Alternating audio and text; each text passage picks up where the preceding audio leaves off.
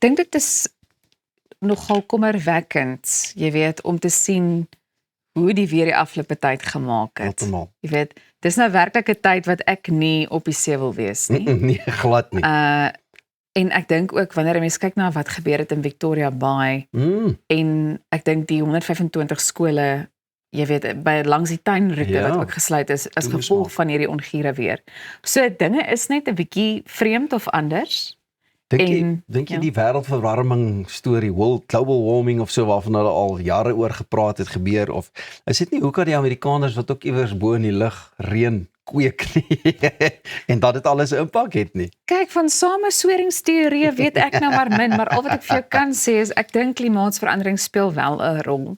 En ek dink net is net altyd sleg wanneer mense, jy weet, op 'n manier geraak word. Die skade wat soms aangerig word na aanleiding van hierdie oorstromings en so wat plek plaasvind. Al op die infrastruktuur, nê?